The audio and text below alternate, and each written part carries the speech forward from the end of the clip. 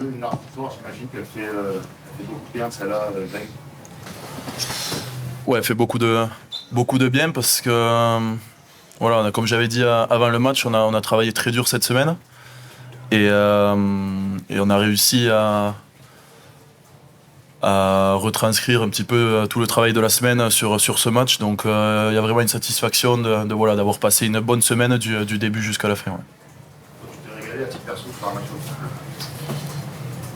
Déjà au niveau international, tous les matchs avec l'équipe de France, on se régale de base. Là, le rugby était chouette. C'est des matchs où il y a beaucoup de rythme. On a joué dans un des plus beaux stades au monde. Juste avoir les sourires quand on est sorti, voilà, ça en dit beaucoup. Donc, ouais, satisfait de cette belle après-midi. Ouais. Fabien, on sentait que cette semaine avait fait l'énergie.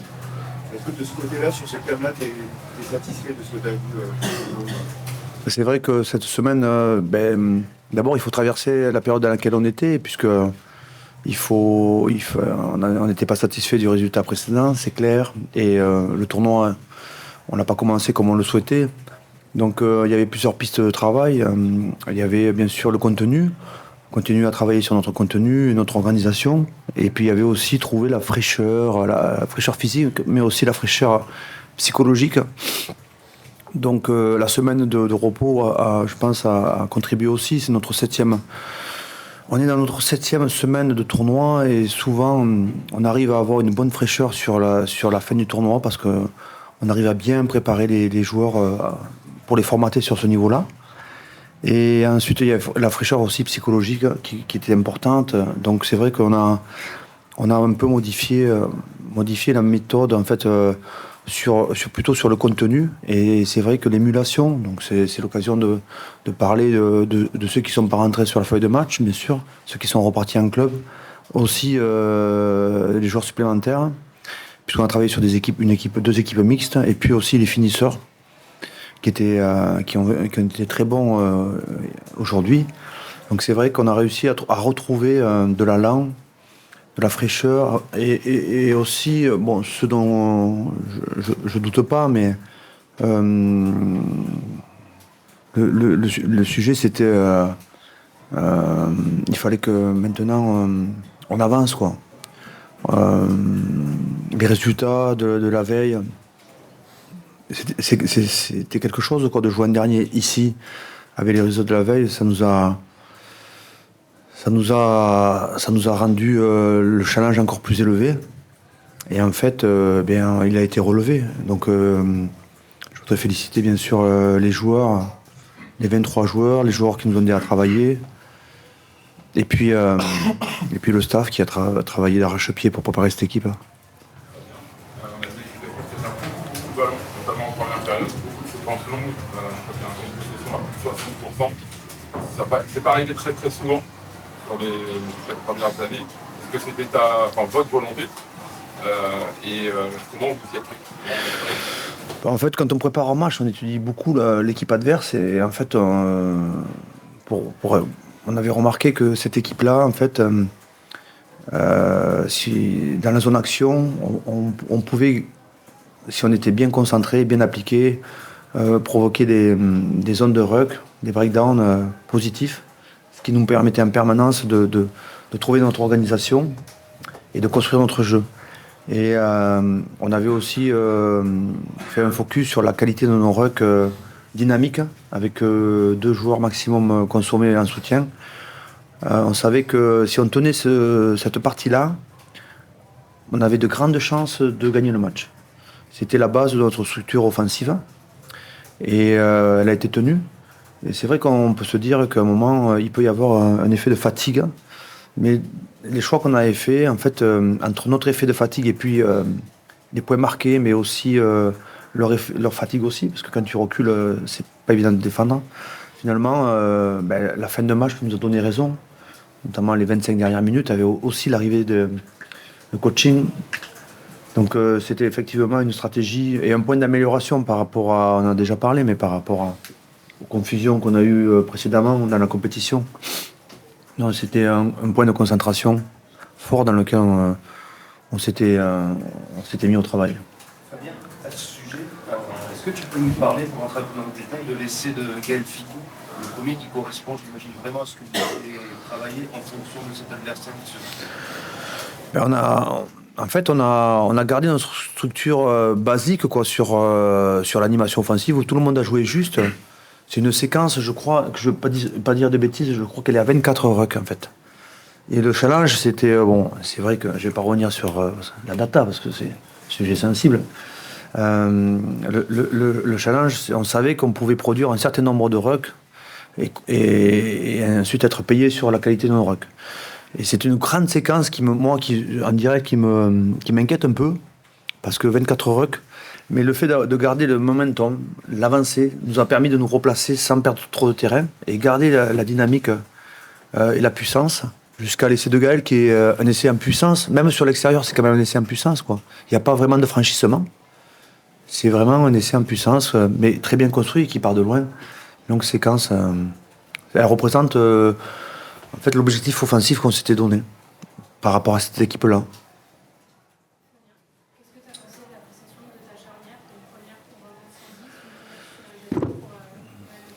Ben, vous savez, la charnière, elle dépend beaucoup aussi de ce qui se passe devant elle et derrière elle. Et l'action que je viens de raconter, elle permet de mettre dans un confort, un très bon confort, la charnière pour mener le jeu. Ça, c'était aussi notre objectif par rapport à ce qu'on avait remarqué, c'est que il fallait que notre 9 et notre 10 soient sur les pieds tout le temps. Il ne fallait pas qu'ils soient utilisés pour nettoyer un ruck ou pour porter un ballon. Il fallait qu'ils soient sur les pieds tout le temps pour construire notre structure offensive ou notre stratégie, parce qu'il fallait jouer aussi au pied. Oui, tu disais, avec du match, il faut qu'on devienne un peu plus tueur, qu'on retrouve un peu cet instinct, ou un résultat aussi. Même s'ils ont collé au score, on a eu l'impression que vous avez dominé votre sujet. On a l'impression qu'ils étaient dans leur camp, ils avaient dominé la deuxième mi-temps, même s'ils ont mis quelques flèches en premier mi-temps qui ont quitté le 14. Ouais, l'objectif, c'était de marquer des points. Parce qu'au rugby, voilà, il faut marquer. On a été quand même assez réaliste, je pense, à part peut-être 2-3 situations où on marque pas. Mais voilà, on a été dans le combat. Quand je voulais dire tueur entre guillemets, voilà, c'était ça, c'était retrouver du combat dans les derniers 40 mètres, gagner les collisions, avancer. On avait dit voilà qu'on avait aussi un pack lourd, donc il faut utiliser ça, et je pense qu'on a réussi là-dedans. Fabien, est-ce que tu peux rentrer un peu dans les détails sur le match de Nolan Le Garec, première titularisation dans ce stade ici? Il a quand même bien animé, il a marqué, il a même osé une chistera. Oui, ben, elle est passée quoi. On était là, on regardait le ballon voler, puis le Gallois qui tendait la main, disait, ça passe pas. Elle est passée. Et derrière, ça nous amène un temps fort, un temps très fort. On ne marque pas d'ailleurs sur cette action, me semble-t-il. On finit en touche. Ça fait partie des nombreuses occasions qu'on s'est procurées. Mais on s'est procuré des occasions, mais on en a marqué beaucoup, donc 45, donc ça c'est très très positif. Et sa performance, elle est à la hauteur de ce qu'il a fait jusqu'à présent dans ses rentrées, juste offensivement. Même si le début de match c'est toujours un peu particulier, première titularisation, on sentait un peu de tension, et puis il s'est relâché doucement, et puis au fil de l'eau, comme il a joué en avançant, et la connexion aussi avec Thomas, il s'est trouvé, le premier ballon il ne se trouve pas, il y a 2-3, et puis ensuite, toujours pareil, quand tu joues en avançant, tu as du temps, tu as moins de pression sur toi, et tu es face au jeu en permanence. Sa qualité première, je crois que c'est d'être face au jeu, et il a toujours été face au jeu, et après il a fait des extras, c'est-à-dire des retours défensifs, il a combattu dans les couloirs, il fait partie des joueurs qui se sont levés. Voilà. Il fallait se lever aujourd'hui. Ils se sont levés à l'image du capitaine, mais ils ont été présents. Et donc, on est très heureux. Je suis très heureux. Toujours sur la même thématique de l'impression que vous avez construit votre victoire avec cette séquence très longue et cette possession que vous avez eue. Dans ta sémantique, il y a eu la dépossession, il y a eu la repossession. Ce serait quoi aujourd'hui? En fait, c'est un jeu. Je suis désolé, là aussi, l'important c'est de mettre le ballon dans les espaces libres. Et ensuite, soit tu le mets devant la défense, soit parfois tu as des espaces et tu le mets dans le dos de la défense. La tendance a été très bonne d'ailleurs sur la tendance pied-main, elle a été remarquable. On peut se payer un peu plus cher sur certains coups. Je dirais que la synthèse, c'est à ce jeu, quand tu avances avec le ballon, ou que tu fais avancer le ballon et que tu es capable d'exercer toujours une forme de pression sur l'adversaire, avec ou sans, bien t'es pas loin de performer, ou tu performes. Et c'est vrai que, vous l'avez tous vu, c'est pas nouveau, depuis maintenant 2 ans, il y a un gros avantage à l'attaque, quoi. Les règles ont fait que pour gratter un ballon, il faut arriver vite sur la zone, il faut être en équilibre parfait, c'est un exercice difficile. Correct, what did you make? Est-ce que tu peux parler de l'apport de la jeunesse avec les trois nouveaux joueurs? 4. Et ensuite, plus généralement, il y a pas mal de jeunesse sur le terrain.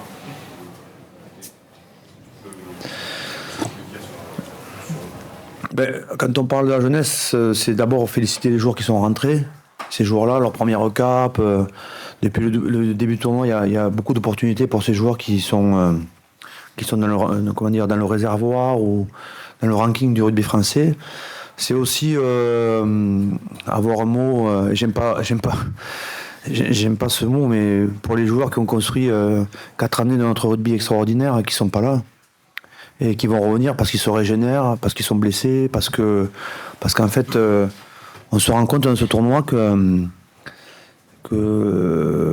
la fraîcheur, et je crois que vous en avez parlé, hein, depuis le tournoi de l'an dernier, le tournoi joué l'an dernier jusqu'à aujourd'hui, certains et beaucoup d'entre eux ont joué plus de 30 matchs. Et ça passe pas, quoi. Ça passe pas, donc finalement, le bon équilibre, c'est d'abord qu'ils se régénèrent, qu'ils puissent bien se préparer pour revenir avec nous. Et pendant ce temps, il y a des opportunités qui s'ouvrent pour nos meilleurs jeunes. Et le fait de passer du temps avec nous aussi, ça c'est important. Parce que souvent, j'entends dire aussi que les allers-retours en Marcoussis, moi je pense que ça les prépare. Ils voient comment on vit le bonheur, mais ils voient aussi comment on vit aussi la période douloureuse et comment on la traverse avec bonheur aussi. Ils peuvent s'imaginer que finalement une période douloureuse, c'est pas, on la traverse pas avec. Et en fait, ils voient. Ça aussi, ça les forme. Ils voient qu'ils apprennent qu'on peut vivre une période douloureuse en étant solide et en travaillant encore plus sur les bases de ce jeu. Et je pense que ça les aide à rentrer dans l'équipe. Alors, ils rentrent progressivement, mais on sent qu'ils sont un peu surpris quand même. Mais pas trop. Quand ils rentrent, ils nous apportent leur talent. J'imagine que vous avez regardé la victoire des Anglais hier sur l'Irlande. Qu'est-ce que vous en attendez la semaine prochaine?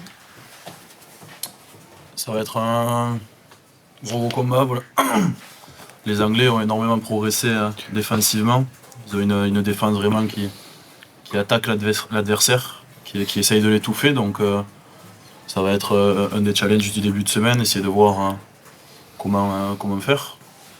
Et ensuite, voilà, on sait que France-Angleterre, c'est toujours spécial. On retrouve aussi notre public à Lyon. Et on a envie de leur donner beaucoup. Notre public, nos familles qui seront en tribune. Voilà, on sait qu'on les a pas toujours rassasiés pendant ce tournoi, donc il y aura ce challenge-là. Et en plus de ça, comme j'avais dit, c'est laisser ce maillot dans les meilleures conditions pour la suite. Voilà, on veut finir sur une bonne note pour nous d'abord, pour le groupe, et comme je dis, pour tous ceux qui nous supportent. Bien un mot sur le centre du Munster, Anton Frisch, que tu viens d'appeler en équipe de France. Qu'est-ce qui t'a convaincu chez lui? On le suit depuis longtemps. Il était venu faire les oppositions à l'époque à Massy, avant de partir à Rouen, puis à Bristol, puis après au Munster. On était en contact et l'opportunité pour lui s'est créée puisque Pierre-Louis Barassi, qui est en grande forme, s'est fait une entorse de la cheville. Joe Danty est forfait. Et lui, il enchaîne les performances avec le Munster depuis qu'il est là-bas. Au poste d'abord de premier centre, maintenant de second centre. Il est titulaire indiscutable du Munster. Et on est en contact avec lui. Et Et en fait, il va nous rejoindre pour préparer ce match. Greg, just one of if you're okay with that. I think I picked up on what you were saying about England in that last question. But from a French perspective at the moment, you've done a lot of great things in attack, a lot of great pace and so on. But you don't seem to be defending quite as strongly in the primary as you were maybe over the last couple of seasons. Is this due to personnel changes, or what do you need to work on in order just to shore up that central defence? Well, I think we've been quite good in defense. We've been tough on the players, tough on the contacts. Now we just need to fix a few details, a few details in the middle of the pitch with our connection. But maybe it's due to a lot of energy from everyone. And you know that when you've got a prop inside you and you're a center or a winger, it's not the same energy you put in. So just need to fix that, and I think our defense is on the good way. Just in English, perhaps for us, your view for next weekend and your anticipation for next weekend? Sorry? Your anticipation for Lyon next weekend?